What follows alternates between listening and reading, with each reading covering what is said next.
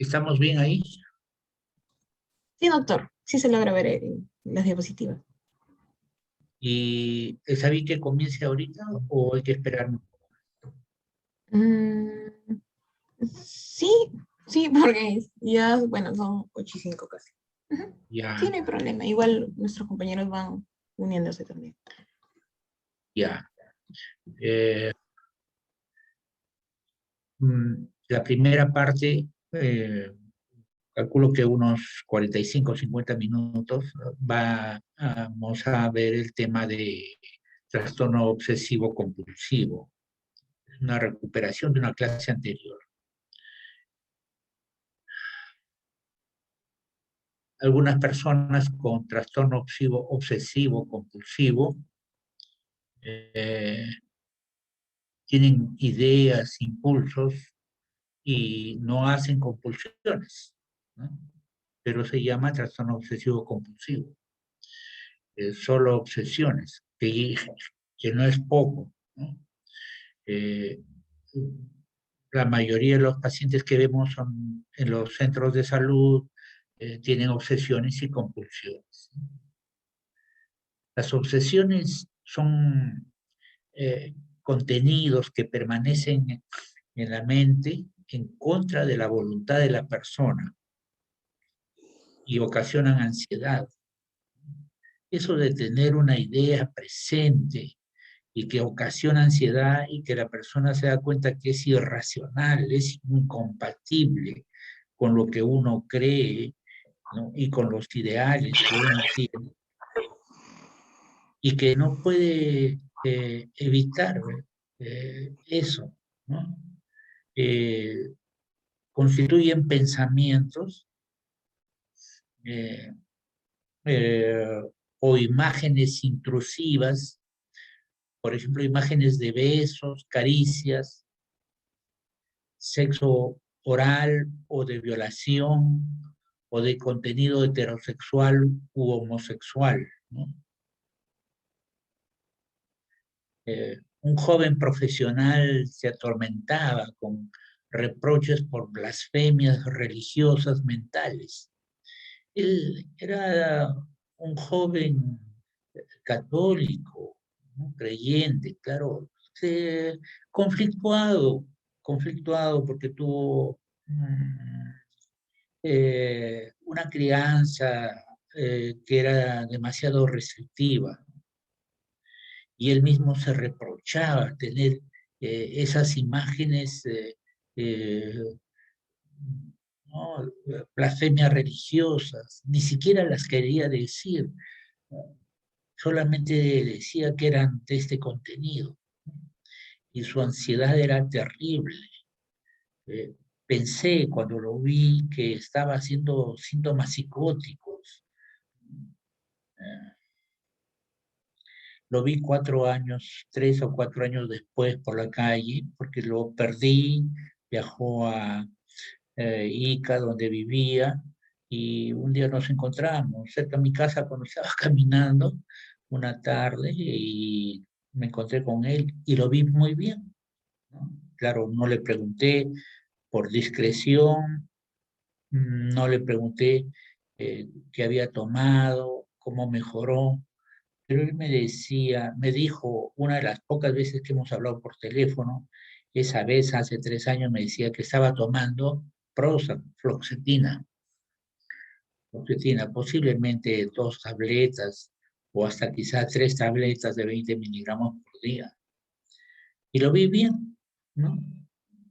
Eh, o recientemente una mujer de 25 años se retiró de su casa y buscó a su hermano para pernoctar ahí fuera de su casa porque ella estaba con ansiedad, depresión y de pronto tenía ideas de matar a su madre. Ella le aparecían ideas de que podía matar a su madre, ¿no? Cada vez que veía un cuchillo y tenía la idea que tenía que usarlo y clavárselo a su mamá, ¿no? Y estaba con una depresión, con síntomas de trastorno obsesivo compulsivo. Pidió ayuda estando desesperada. Eh, por suerte, pidió ayuda a varias personas, a su hermano, a un amigo que es profesor en la Universidad Católica, por ahí la contacté, ¿no? Y a su papá, ella no vivía con su papá, pidió ayuda a su papá y le comenzó un tratamiento. Claro, aquí hay un caso grave, me parece que es una idea grave, pero en el último caso, un caso leve. ¿Es cerrado o no es cerrado bien la llave del agua? Y ya salió de la casa. Y de repente regresa y cierra y sale y de nuevo se pregunta, ¿es cerrado el agua? Y puede entrar, volver a entrar y se siente tranquilo recién cuando lo hace 5 veces, ¿no? ¿Es cerrado o no es cerrado la puerta? Me parece que no la he cerrado bien. Entonces la abre y la cierra 10, 15 veces y ahí se siente tranquilo, ¿no? Eh, ¿Cerré el gas de la cocina o no lo cerré? Entonces, y se hacen conductas repetitivas, son conductas compulsivas, eh, que se llaman rituales, ¿no? Rituales clínicos.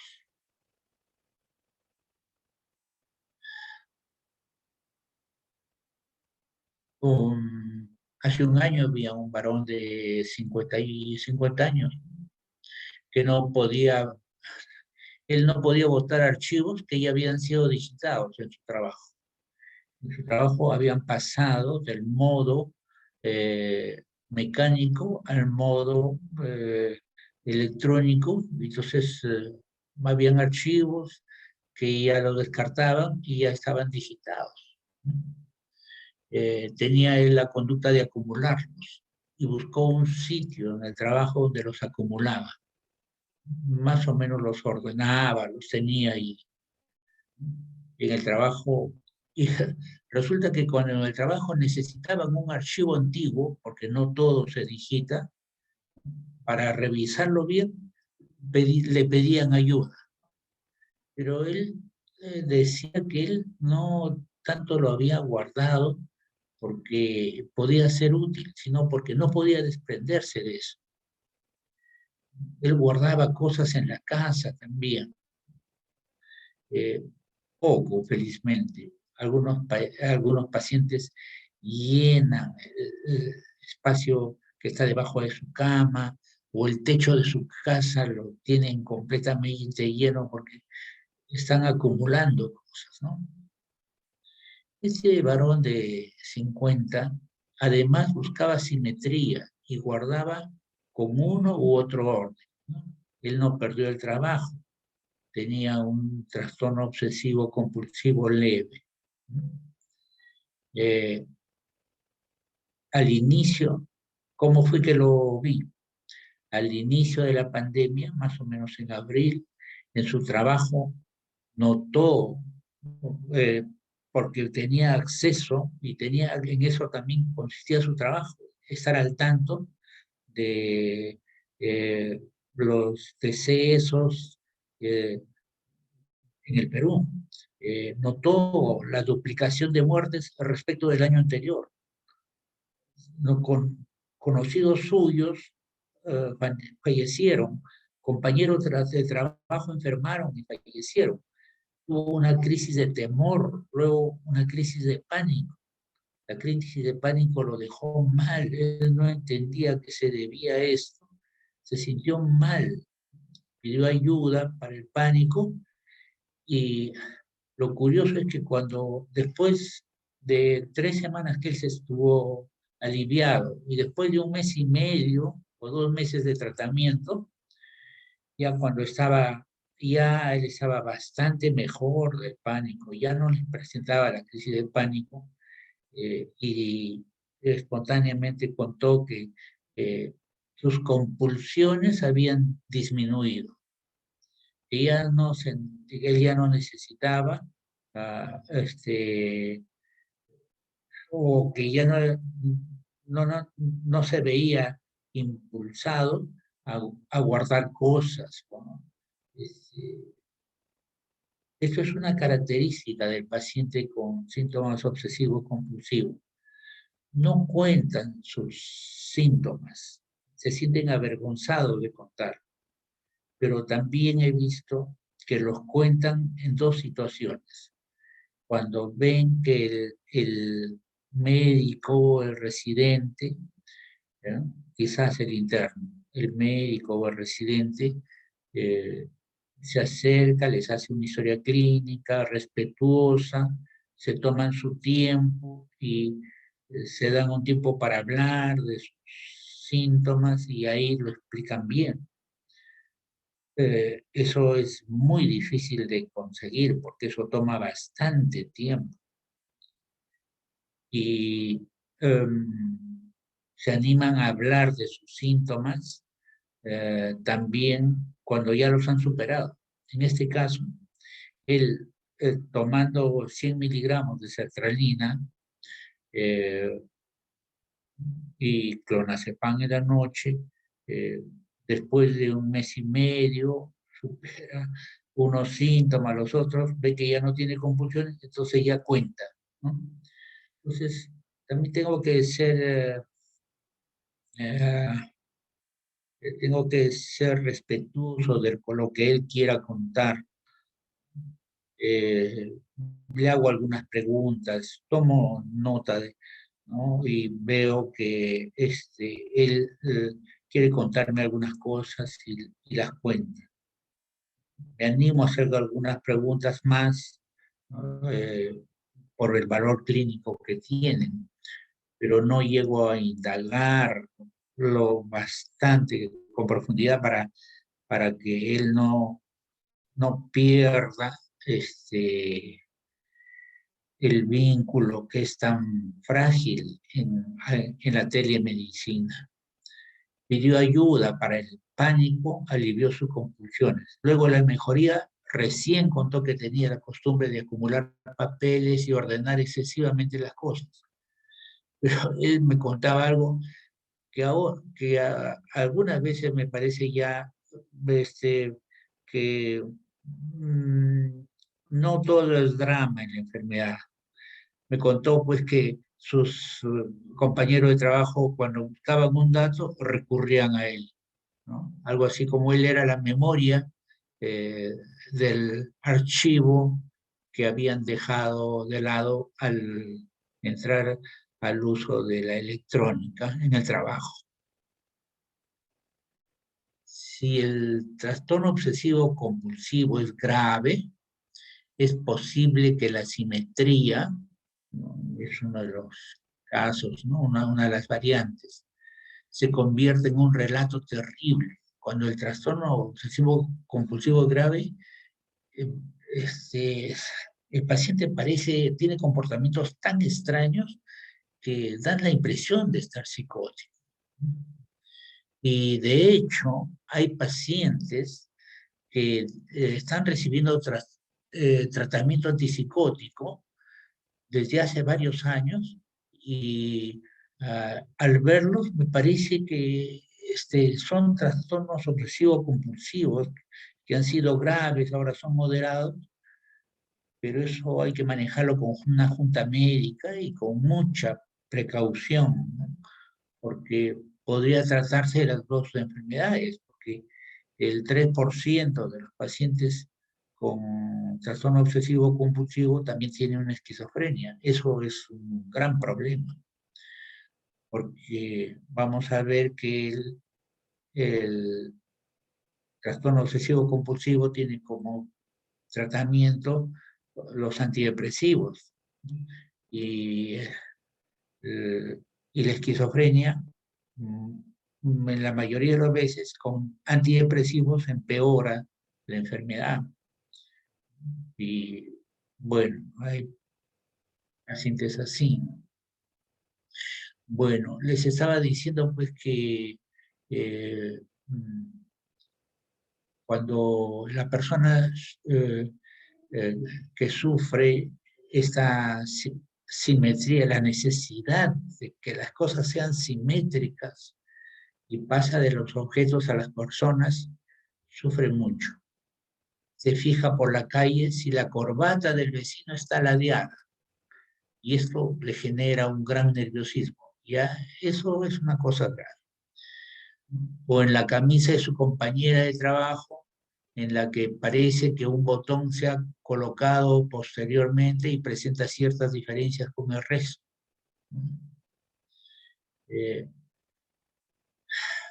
Bueno, la perfección en la simetría, ¿no? Llega a ser decir, ¿no? Y luego te pones frente al espejo para buscar. Te miras, te tocas, te mides. Es la parte derecha igual que la de la izquierda, y la simetría no existe en el caso del cuerpo, y mucho menos la perfección. De ahí que podemos ir buscando la causa del TOC de simetría, que puede encontrarse en un exceso de perfeccionismo combinado con ansiedad. La persona se mira y puede, se da cuenta pues que el lado derecho no es igual al izquierdo, pero es así, pues, así es, ¿no? Siempre. Mm, eh,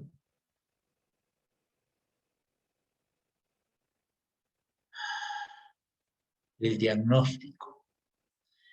Eh, lo hacemos porque el paciente tiene pensamientos intrusivos, recurrentes, persistentes, que producen inquietud, ¿no? Y que llevan a conductas repetitivas. Ah, lo que acá no está escrito es que el paciente se da cuenta que esas obsesiones, esas ideas fijas, están ahí en su conciencia en contra de su voluntad. Entonces, el paciente tiene ideas en contra de su voluntad y que se da cuenta que son irracionales. No está escrito ahí. Lo voy a escribir dentro de un momento, antes de enviarle la clase para el aula virtual. Eh, Entre las compulsiones se incluye lavarse las manos, contar, ¿no? Contar, revisar una y otra vez las cosas o limpiarlas. Cuando no se trata, el TOC puede dominar la vida de una persona. Una joven le sirven un vaso de jugo y ella está convencida que ese vaso estaba sucio, pero el papá que la acompañó a la consulta dijo, el vaso estaba limpio, doctor, no sé qué pasa con mi hija. Pensaba que era una malcriada, no podía soportar el padre eso,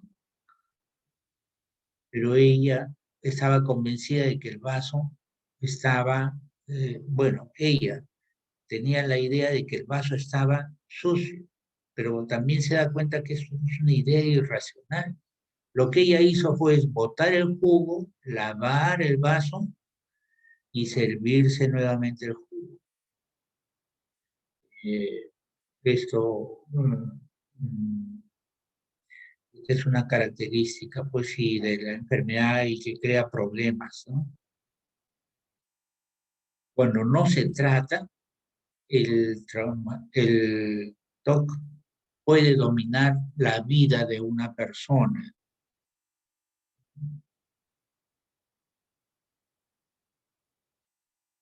El, eh, es un trastorno relativamente común, ¿no? Se presenta en el 2% de la población y eh, es relativamente frecuente, pues el 2% es bastante de la población. Es crónico y a menudo es incapacitante. Le impide hacer vida social a la persona. Los tratamientos establecidos de primera línea para el TOC son las técnicas de exposición y los medicamentos inhibidores de recaptación de serotonina. Sin embargo, un subconjunto de pacientes no responde a ninguna de las dos modalidades y pocos experimentan una remisión completa. Más allá de la monoterapia con inhibidores de la recaptación de serotonina, el aumento de antipsicóticos es el único enfoque de medicación que optimiza el tratamiento. Todavía no conocemos del todo bien la neurobiología del trastorno obsesivo compulsivo.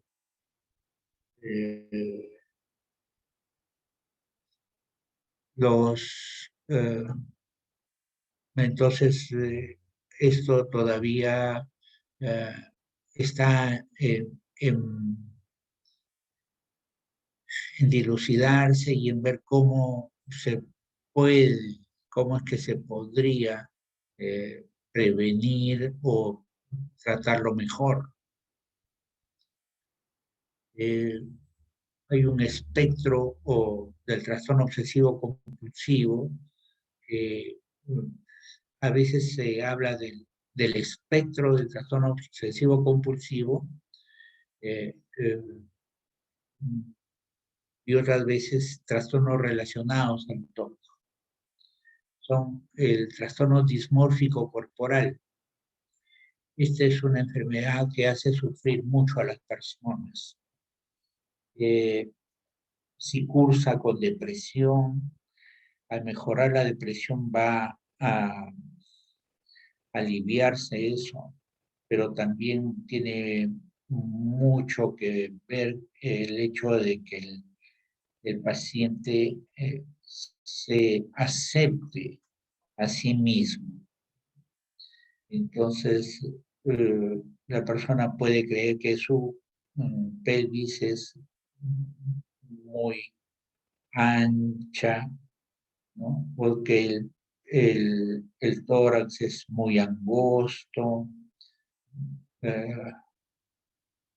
Una joven que estaba estudiando Derecho en sus últimos años en terapia, en plena terapia, entrando en confianza, ella dice que algo la atormentaba pensar que sus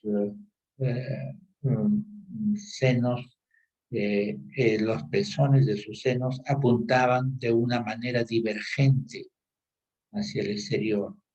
Me pareció que eso era exagerado, pero ella tenía esa idea. No, no, no discutimos eso, no centramos la terapia en eso, sino más bien en que se sienta bien con la gente, que participe, que converse, que pueda terminar su carrera, ¿no? El trastorno dismórfico corporal puede hacer pensar que la persona, por ejemplo, está perdiendo el cabello y eso le genera mucha ansiedad. Un hombre joven de 35 o 40 años que pierde el cabello, eso podría aceptarlo, ¿no? Pero hay personas que sufren mucho y piensan que eso no está bien, no está bien, no lo toleran. El trastorno por acumulación es el que les dije. Hay gente que acumula cosas. Ya en casos gravísimos, que no he visto ningún reporte ni ninguna mención en los últimos 10 o 15 años de lo que antes, hace 50 años, estaba descrito en algunos libros de pacientes que cuando andaban por la calle andaban recogiendo papeles porque tenían la idea de que esos papeles tenían información importante. y recogían papeles y lo llevaban a la casa. Claro, algunas veces los padres dicen que el paciente acumula cosas. O si hay conflicto de pareja, la esposa es la que dice que no soporta que el esposo esté con ese problema de traer papeles a la casa y los guarda. No lo soporta. ¿Por qué digo la esposa? Porque la enfermedad es más frecuente en varones que en mujeres. Eh, También está muy vinculado al trastorno obsesivo compulsivo, la tricotilomanía, pues, que es eso, el fenómeno de jalarse los pelos y de manera patológica. El trastorno por excoriación. Es, sobre el trastorno por excoriación, les voy a decir que este síntoma de excoriación ha sido bastante estudiado en animales. También ha sido estudiado en genética, ¿no? En, en murinos, en ratones, lo que hizo un equipo, especialmente un equipo que trabajó con premio Nobel Mario Capecchi en la Universidad de Utah. Ellos identificaron un gen que podía tener que ver con este síntoma de rascarse la piel innecesariamente y causarse escoriaciones. Y trabajando con células um, eh, con, ¿no? Con células en estadio embrionario, esto es el cisnocele debe ser, lograron anular un gen de ahí. Y eso le traía al ratón, lo llevaba a rascarse innecesariamente la piel y a causarse lesiones. También tenía problemas de médula ósea. La médula ósea no producía las células blancas que él necesitaba. Y lo mismo el equivalente, la neuroglia en el sistema nervioso central. Los ratones mejoraban con el trasplante de médula ósea. Mejoraban bastante. O sea que hay fenómenos aquí autoinmunes que están implicados en esta enfermedad. Quizá no en todos los casos, pero sí estaban implicados. Hay trastornos obsesivos, compulsivos, secundarios a sustancias, por lesión cerebral, ¿no? Por lesión cerebral. Pasa algo, hay un fenómeno que, según lo puedo entender, es que entre el sistema límbico y la corteza frontal no llega a haber una comunicación, de tal manera que la persona hace la conducta, pero el sistema límbico no se da por enterado, o no da el debido reporte, o el reporte no le llega a la corteza, y la corteza hace que la persona lleve a cabo nuevamente la conducta. Ahí habría una interrupción en el flujo de comunicación. Pero eso hay que estudiarlo, lo estarán estudiando, supongo, y merece estudiarse también. Se ha observado el trastorno de escoriación en animales domésticos. gatos y perros.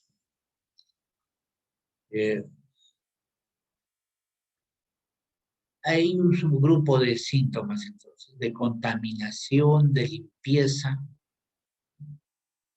obsesiones tabús, sexuales, religiosos, de agresión.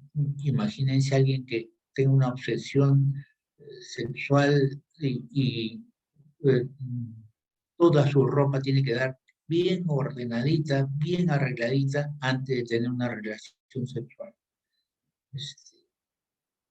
Es problemático. O religiosas también, porque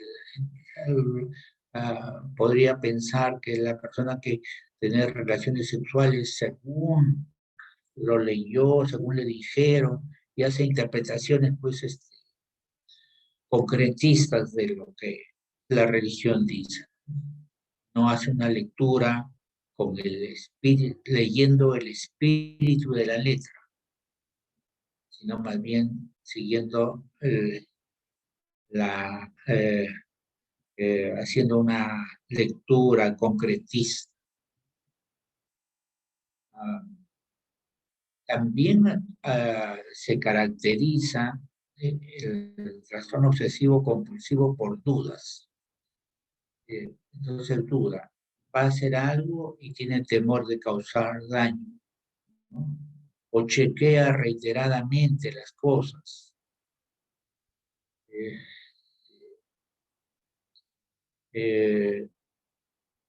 Los grandes escritores siempre han sido grandes psicólogos y intuitivos y grandes sociólogos intuitivos. William Shakespeare en su obra, me parece que es Enrique III, pone no, en Macbeth, pone a Lady Macbeth trama un crimen de su esposo para apoderarse del trono, ¿no? Y a Macbeth lo mata, pues, ¿no? El cómplice, y después en la obra se ve que Lady Macbeth se pasa algunas noches como sonámbula, deambula por el castillo y se lava las manos, la ven que se lava las manos repetidamente. Y Lady Macbeth, William Shakespeare comenta, en la misma obra comenta que quizás quiera lavarse la culpa y no puede lavarse la culpa, se lava las manos porque quiere lavarse la culpa, pero la culpa no se lava de esa manera.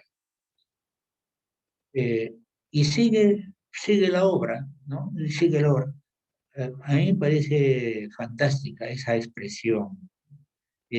Para esa época, del siglo XVI, plantearse eso de esa manera es una cosa muy, muy, muy profunda.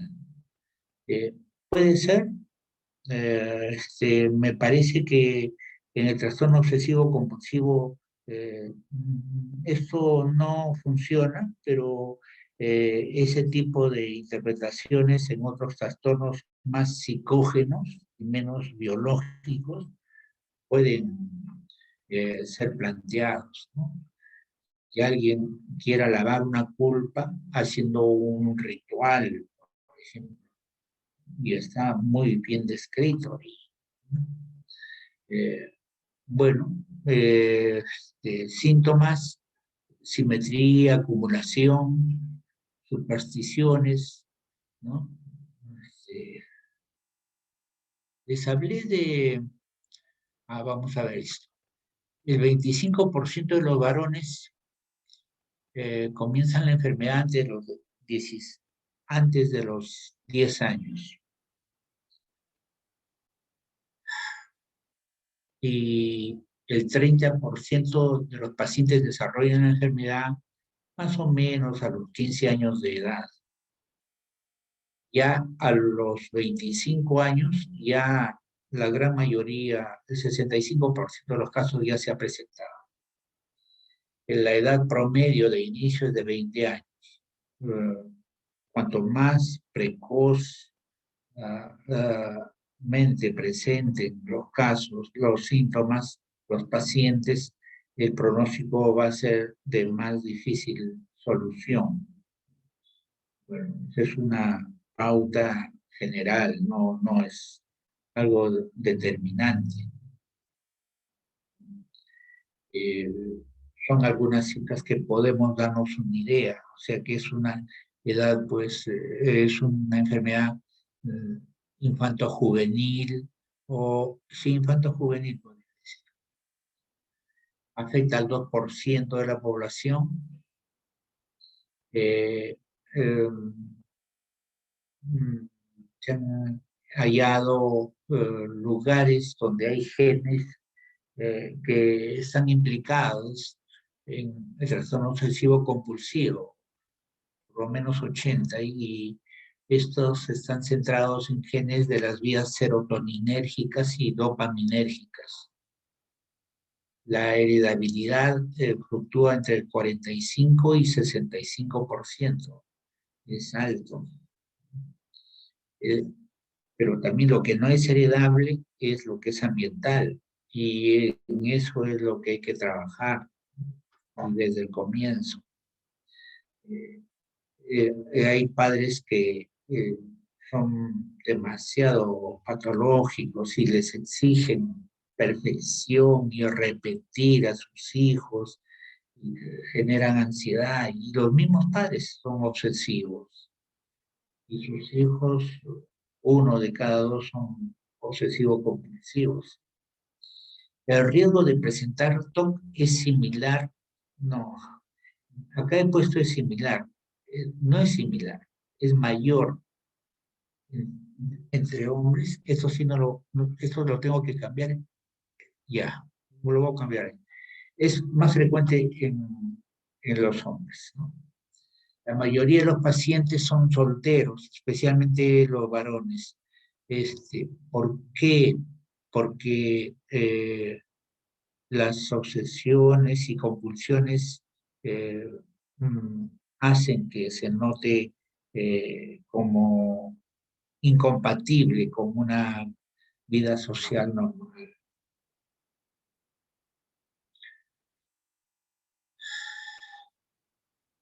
Bueno, en la Corea de Sydenham se ha observado que los pacientes que hacen Corea de Sydenham muchas veces hacen síntomas obsesivos compulsivos.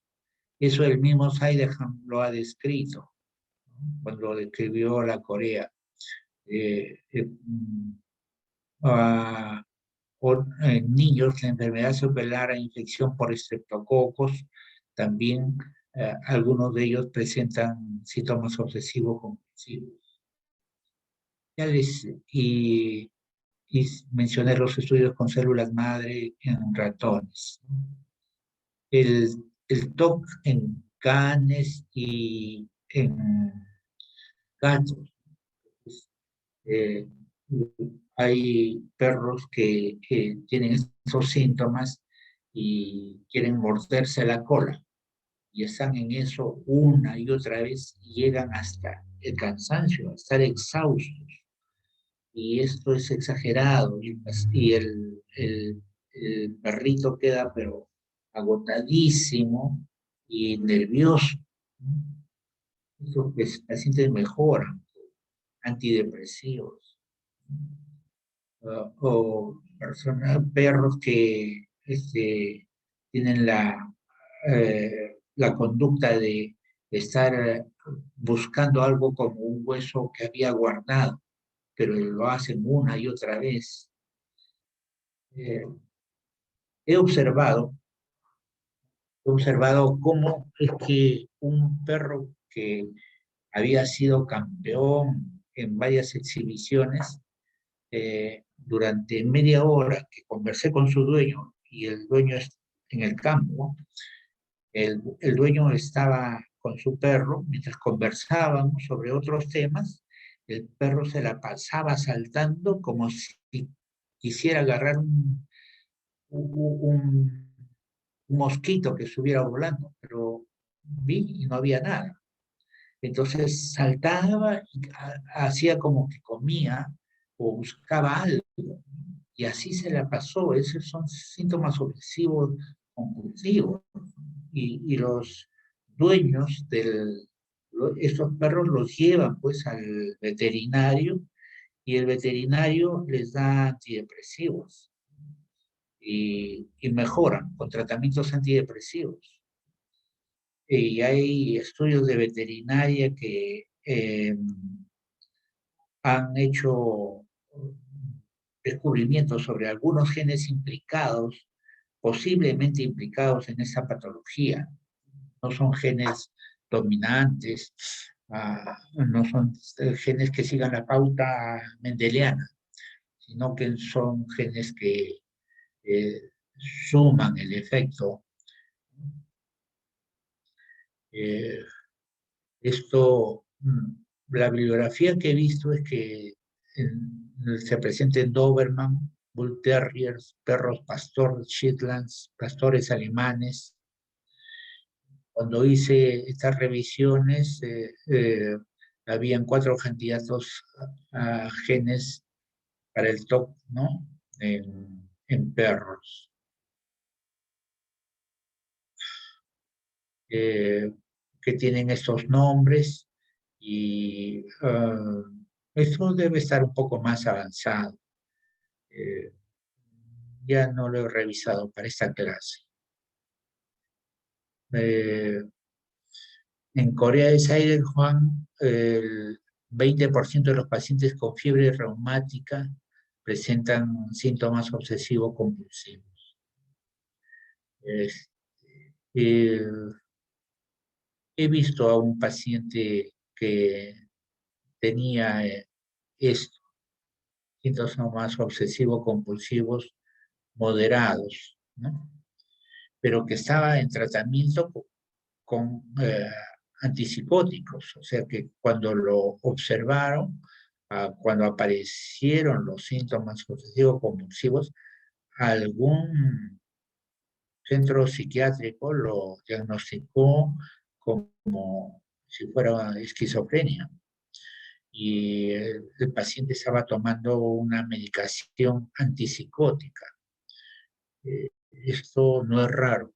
Me parece que no es raro porque, no, ¿por qué digo esto? Porque no he buscado exactamente estos pacientes. He atendido varios años en consulta externa de un hospital general y ahí he podido ver, claro, los padres que llevan a esos pacientes, pocos, ¿no? Son pocos los casos, están ya han aceptado que esa es la enfermedad, pero a mí me parecía que no, que estaba mal diagnosticado, que había que hacer un tratamiento diferente.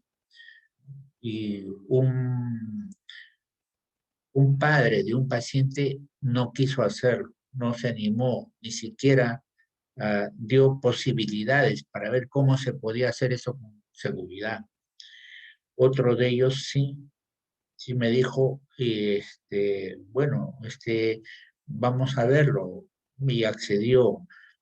Hice una junta médica para presentar el caso, estuvieron de acuerdo, en la junta médica firmamos un acuerdo de junta médica para hacer este cambio de quitarle los antipsicóticos y empezarle a dar antidepresivos. Este, eh, y en un mes vimos que no empeoraba el paciente y en 2 meses que mejoraba un poco. Esto ya es un éxito terapéutico. Y ahí a que mejore un poco más. Pero el paciente tenía síntomas severos, síntomas severos. Un colega que conoció a este joven, cuando estudiaba la secundaria, me dijo que había atravesado situaciones muy difíciles en la adolescencia, muy, muy difíciles. No me dijo más, no quiso contarme más, no pude tampoco, y los padres no lo contaron y el paciente no lo contó. Es, eh, ¿Qué habrá pasado? Antes que aparezca la enfermedad, el paciente atravesó situaciones muy estresantes. Uh,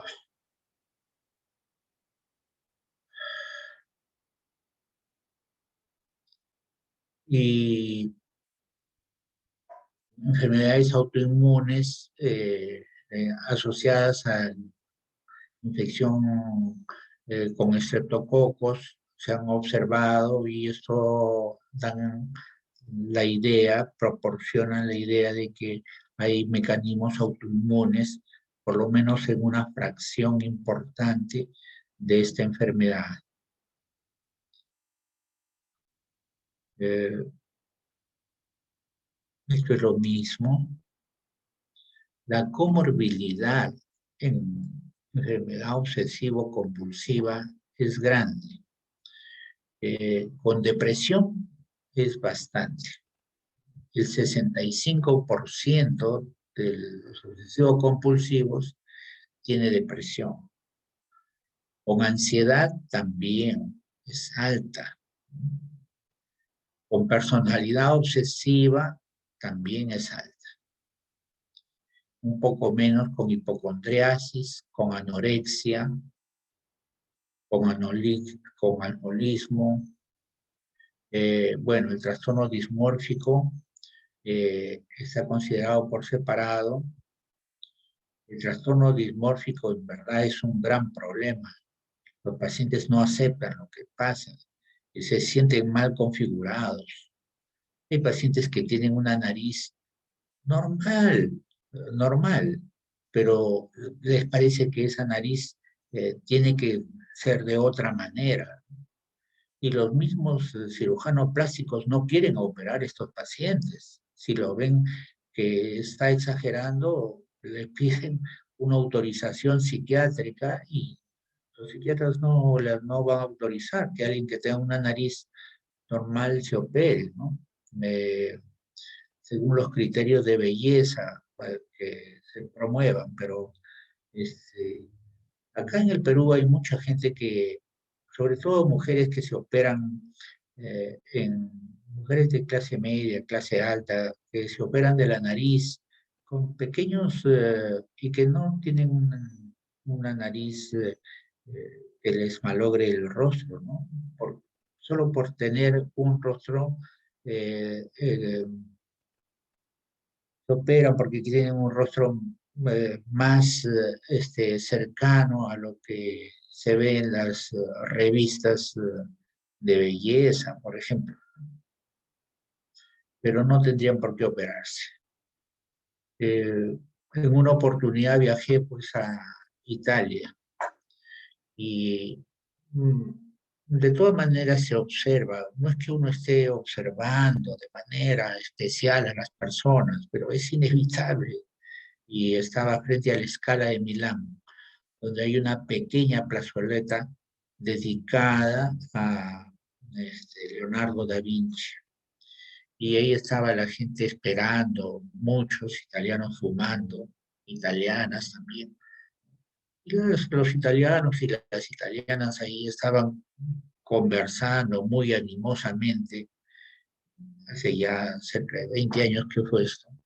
Y todos tenían su nariz grande. Yo me decía, a ver que eso pase en el Perú, gente que viva bien y que tenga una nariz así, ya estarían buscando operarse. Pero ya no. Bueno, los tics, problemas de tics he podido ver en un hospital general, personas que trabajan pero tienen tics. Esto lo hizo muy poco. La persona rinde en el trabajo, pero eh, le es muy agotador rendir. Y claro, no puede disimular los tics, ya sea movimientos de cabeza o de hombros. Le da cierta discapacidad, le da una discapacidad notoria. Y necesitan esa ayuda, pues, son personas responsables, eficientes, pero tienen eso de mover la cabeza, mover los hombros. Eh, ah, mm, Aquí está el 3% de la comorbilidad con esquizofrenia. Esta es una comorbilidad bien problemática, bien problemática. Una enfermedad estimula la otra, o el tratamiento de una enfermedad estimula la otra enfermedad. Y uh, cuando he podido ver esto, lo que la gran mayoría de las veces he buscado es que descartar que sea esquizofrenia y que más bien se trate de una grave enfermedad, trastorno de obsesivo compulsivo. Um, Se deben usar inhibidores recaptadores de la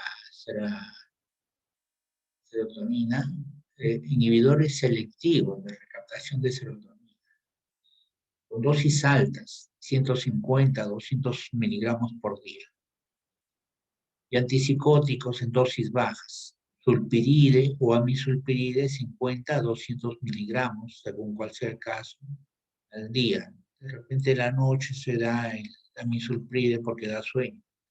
Y la sertralina habría que dividirla en dos dosis, aunque eso es un esquema. Y la psicoterapia mm, tiene que ir dirigida a, a que el paciente no luche contra sus síntomas. El paciente está luchando contra sus síntomas. Hay una hiperprosexia ahí patológica. El paciente lucha contra sus síntomas. No, no debe luchar contra sus síntomas. Tiene que hacer otras cosas. Tiene que concentrarse en otras cosas. Si uno lucha contra un síntoma, el síntoma se refuerza. Si alguien empieza a tener un tic palpebral y lucha contra eso, el tic palpebral se va a reforzar. Pero si alguien no tiene un tic palpebral y hasta los hace a propósito unas 3 veces al día, desaparece. Cuando uno no lucha contra el síntoma, desaparece.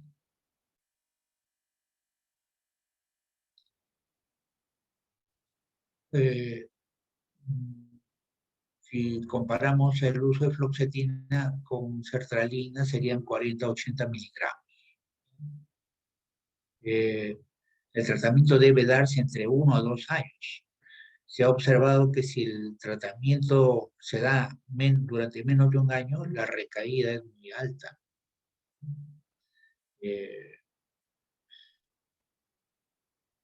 En un seguimiento clásico, se ha visto que hay mejoría en cerca del 80% de los casos y la remisión solo en el 20% de los casos. Es una enfermedad crónica de difícil manejo y hay que ayudarlos a los pacientes, y son pacientes que son difíciles de ayudar también, son difíciles de ayudar.